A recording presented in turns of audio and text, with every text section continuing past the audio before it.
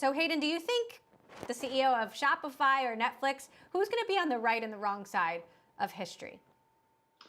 Thanks for having me, Emily. I'm definitely with Toby from Shopify on this one because I think what companies and talent found last year was this huge ability to control their work lives to a greater degree when they were working remotely. You know, they lost control with a lot of things from the pandemic, but what they gained was on the freelancer side, a lot of autonomy in when, where, and for whom they're working.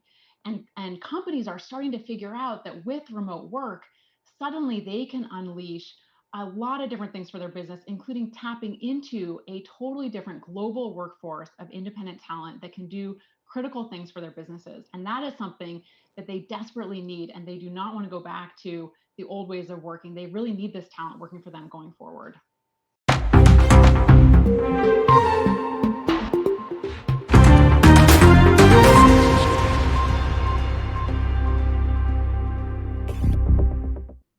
This is the Future of Work Weekly Report, the series where we bring the receipts, cut through the headlines, and tell you what's actually happening with work.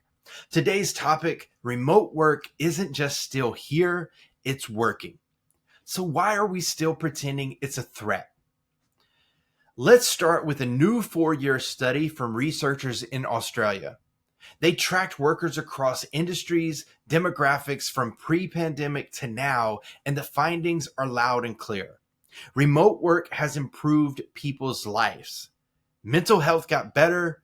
People started cooking more and eating better. They're sleeping longer, on average 30 minutes more per night, and they save 4.5 hours a week just by not commuting. And that time wasn't wasted. 33% of people spend it on fitness, family, or leisure, all things that reduce burnout and increase long-term engagement. This isn't a marginal gain. It's a lifestyle overhaul, and it didn't come from perks or ping pong. It came from autonomy. The same thing that Hackman and Oldham was saying in 1976 whenever they created the job characteristics model. We've known this. So Hayden, do you think the CEO of Shopify or Netflix, who's going to be on the right and the wrong side of history? Thanks for having me, Emily. I'm definitely with Toby from Shopify on this one because I think what companies and talent found last year was this huge ability to control their work lives to a greater degree when they were working remotely. You know, they lost control with a lot of things from the pandemic, but what they gained was on the freelancer side, a lot of autonomy in when, where, and for whom they're working. And companies are starting to figure out that with remote work, suddenly they can unleash a lot of different things for their business, including tapping into a totally different global workforce of independent talent that can do critical things for their businesses. And that is something that they desperately need, and they do not want to go back to the old ways of working. They really need this talent working for them going forward. So, in terms of your report, what are you finding trends in terms of trends that surprised you? I think, we were actually not that surprised by how well remote work is working for so many folks. I think what's surprising is a lot of the clients are just starting, a lot of businesses are really just starting to figure out how well this can work for them. And this is where I think the next year, 2 years are going to be so eye-opening for companies because the conversation over the past year has been about where. The conversation over the next year is going to be about who and how. And I think that's where so many companies are going to be really transforming their workplaces and their work practices to take full advantage of the skills that they gained over the pandemic in terms of remote work. So even as they reopen offices and even as they go back into those offices, they can still take advantage of so many of those skills to tap into talent pools that are not necessarily in those offices, that those are distributed teams, remote teams of both employees and independent talent. And I think that is where so much of the exciting changes in the work landscape are going to be going forward. And I think a lot of the data in the report hints at those benefits that both companies and employees and independent talent are all seeing across the spectrum of the work world. So, talk to us about the rise in freelance work. Is that something that you expect to keep up this year and next year? Absolutely. So there was already a huge shift in workers into freelance before the pandemic. That accelerated massively over the past year. And when you talk to people who just joined the freelance economy, 60% say they could not, there's no amount of money that you could pay them to go back to a full-time employment job. And I think, again, that speaks to this idea that people are really benefiting from a lot of the autonomy and flexibility that freelance careers have given them, as well as recognition that a lot of newer generations, particularly in the workforce, recognize that the traditional employment model is not all that it was cracked up to be. And they saw that during the 2007-2008 recession, work was not as secure as they thought being an employee. Now today, they've seen that again. And when we interview freelancers on our platform, they tell us that they actually feel more secure being a freelancer today than when they were doing full-time employee work going through a recession. And that's because on average, they have 4 clients. They have a steady set of people that they're working with. And they know that even if one of those clients stops a project or goes out of business, they can still keep earning as a freelancer. Whereas if they're a full-time employee, if they lose that job, they would be out in the cold. So I think there's this reality that a lot of workers are waking up to, that freelancing actually has a much more stable and secure profile than what it's maybe perceived to be. The reality is very different. So take me to 5 or 10 years beyond the pandemic, when it is safely behind us. We've heard people like Mark Zuckerberg say, 50% of Facebook will be remote in a decade. But I guess I'm curious whether you think that will indeed happen, or if over time things are going to go back to the way they were once we've got this in the rearview mirror.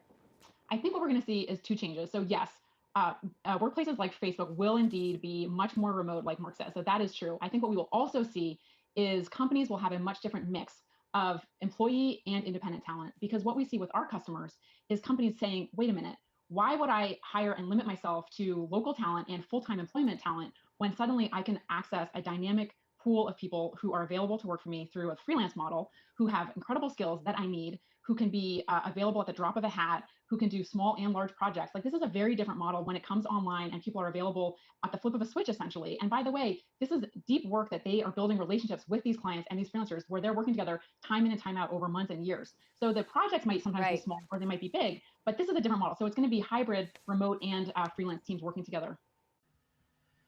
But now let's switch gears and address the Fortune headline that had every CEO nodding smugly.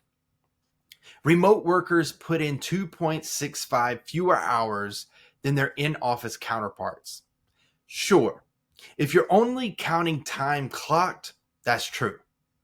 According to the Bureau of Labor Statistics, in-office employees average 7.79 hours per day, while remote workers average 5.14 hours. But here's what that stat leaves out: output. Other studies, like those cited in Market Plus or Market Pulse, show remote workers get 50% more deep focus time every week. And deep focus equals real productivity. They're doing more in less time. And with AI tools now saving 3.6 hours per week per worker, efficiency is up, not down. It's not just that people are working less, they're finally working without distractions, wasted meetings, and performative busyness. But now let's talk about who's shaping the future. Gen Z.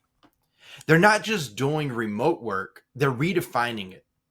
According to Forbes and Deloitte, just 6% of Gen Z wants to climb the corporate ladder. Over 60% say they prioritize mental health and flexibility over salary. And 66% would leave a job if forced to return to the office full time. But let's not confuse this with laziness. Gen Z isn't disengaged, they're intentional. They're what we call slow mating. It was a new term to me. Staying in one place for weeks or months instead of city hopping. They're blending flexibility with routine, async-first culture with IRL connection, and meaningful work with meaningful life. It's not just a rebellion. It's a strategic rethinking of how work fits into life, not the other way around. And if you need more evidence that less is more, meet Broth, a Swedish firm that cut their workday to 6 hours and doubled revenue. Yes, doubled. They're not an outlier. Market Pulse reports companies like Best Buy and BT saw 35 to 40% productivity gains after switching to flexible models. Even better, AI is trimming wasted time. Remote employees log more deep work hours, and workplace stress is trending down for companies that let people work on their own terms. This is the future. Less time, more focus, better results. So why are some leaders still missing the point? Here's the paradox. Every study we just cited proves remote work makes people healthier, happier, and more productive. And yet, some executives are still obsessed with RTO mandates, return to office mandates, still measuring performance in hours, still thinking culture is built by sharing the same air, not the values, the behaviors, the outcomes. Why? Because it's easier to manage by presence than by performance. Because change is uncomfortable. And because proximity still feels safer than progress. But the world has moved on. And the leaders who don't, they'll lose talent to companies that do. Here's what all of this tells us. Remote work isn't a trend. Gen Z isn't broken. And cutting hours doesn't mean cutting value. The real future of work isn't about surveillance or seat time. It's about systems that support flexibility, structure, and autonomy. If you're building a company right now, or leading a team, or just trying to stay ahead in this new world, ask yourself, am I building for efficiency or just tradition? This has been your Future of Work weekly report. Don't forget to smash the like button, drop a comment, and if you want the VOS, our full virtual operating system playbook, drop VOS and I'll send it your way. Thanks so much for watching, and we'll see you next week.